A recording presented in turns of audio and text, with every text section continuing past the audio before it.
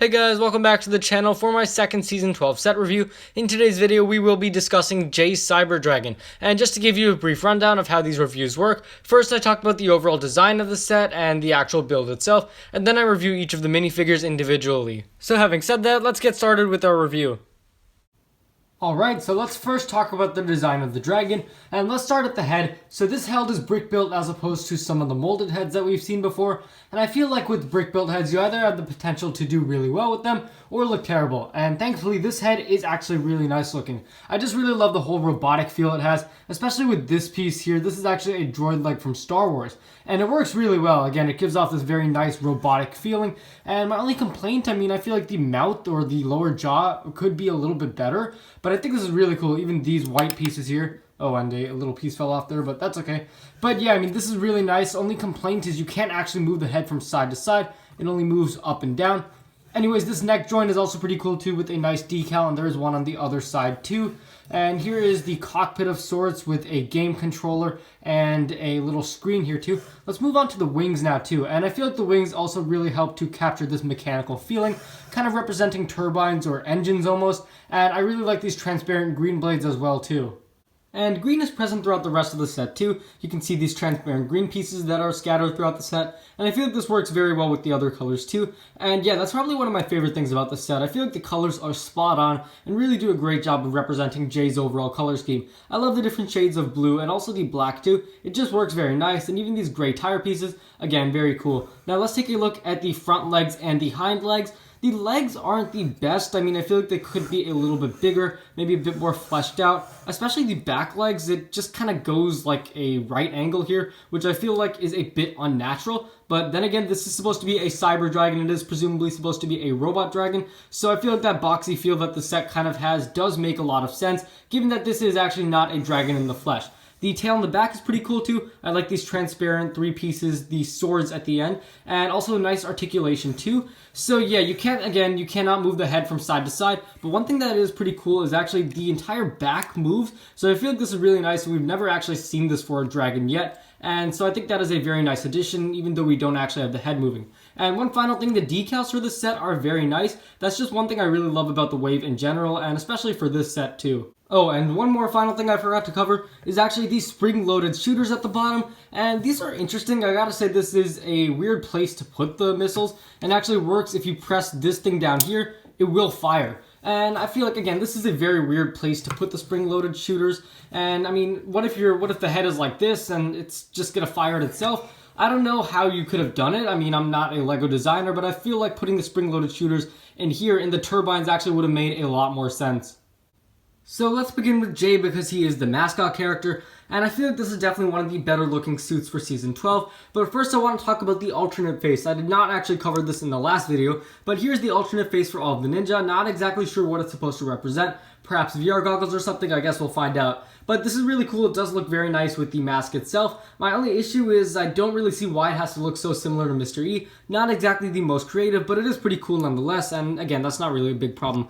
Now, the reason I like this suit in particular is definitely because of the use of colors. The whites, the blacks, the different shades of blue, they all just work together very nicely. And I especially love the use of white in this torso. He has a white arm, his belt is white, and there is a Y-shaped pattern actually going down his torso. And I think it looks very nice, again, combined with the use of straps too, which is present on all of the ninja suits, and there are even some triangles on the left side of his torso too. Again, some small details that look pretty cool too and help to establish this futuristic effect. So yeah, overall, I do like Jay's torso. Let's get him out of there and let's send in Nia. So for Nia, I feel like this is definitely one of her better gray torsos. I generally do prefer her maroon color scheme, but gray is alright too. Not the worst thing in the world. My main issue is that, gray is just such a boring color, and I feel like the big problem with gray suits for Nia in the past has been that it's basically just gray and not enough blue. I really like blue as a color for Nia because I feel like it suits her more, especially with her watercolor. Gray is just the designers pretty much trying to find a color that hasn't been taken yet. And I really like the use of blue on the suit, although my main issue is the change is too abrupt. There isn't really a transition.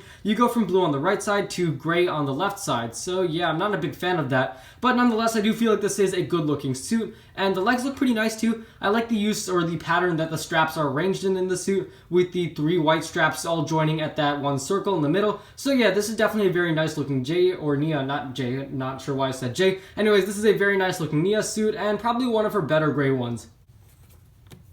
Let's continue with Unagami, the main villain of the season, and man, this is an amazing looking minifigure. I love the Prime Empire colors to begin with, and they're utilized really well in this minifigure. So basically, in concept, all the minifigure is in terms of printing is just basically a bunch of lines, but in reality it looks a lot more complex than that, right? You have some dotted lines, the occasional circle or other shape here and there, and of course different colors too. Even right here, the lines are actually going on top of each other. Yeah, this does in concept seem like it would be a very simple torso, but actually it is quite complex. And one thing that's cool is it actually uses a square piece too. Some nice variety for the Ninjago villains, and there is back printing too. Not entirely necessary, but it is pretty cool, and the back printing for this season has also been very nice as well. I like the red hands and the red armor, a nice contrast to the black colors, and also his facial hair is white, which is again a pretty big contrast to the black colors, and kind of a weird one at that too, but hey, it works actually. And his face looks nice too. Even on the back here we have an angrier looking face too, with some red pixels surrounding him. But yeah, this is a really nice looking minifigure,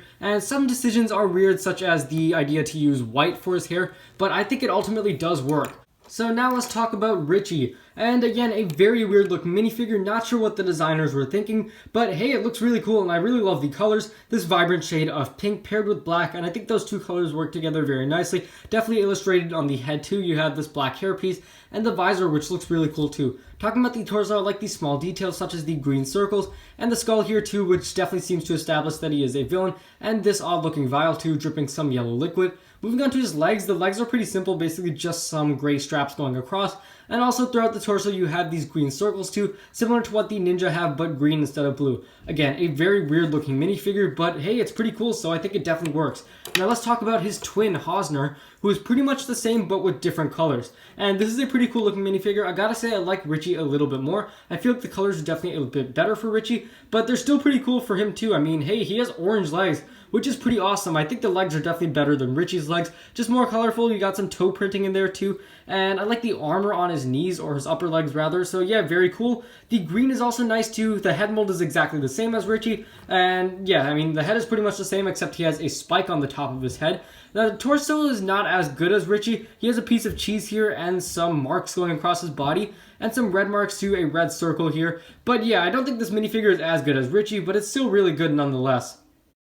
So let's end the video with some final thoughts on the set. Overall, I feel like Jay Cyber Dragon is a very good set, and the images definitely do not do it justice. So the idea behind the set is again a robotic dragon presumably, and I think the set does a really great job at portraying that. The only other robotic set we've had in the series is the Ninjroid Mech Dragon, but this is easily the better of the two. And I say that because the colors on this set are really amazing. I just love how the black and the blues work together too, and also how the transparent greens are incorporated into there too. What I love about this set is how it portrays itself as a robotic kind of build, and that is especially present in the set's design itself. While other Ninjago dragons may seem a bit more fluid or smooth, this one is a bit more boxy. I do have a few minor annoyances with the set, such as the fact that the spring-loaded shooters are located right under the head, which is a very weird placement, and secondly, the head actually can't move from side to side, only up and down, which is a bit weird as well. But generally, I do feel like this is a very good set, so I'm going to rate it 4.5 out of 5. I definitely recommend buying it. It is a lot better than it looks in the images. Thanks for watching. If you guys enjoyed, be sure to leave a like, subscribe,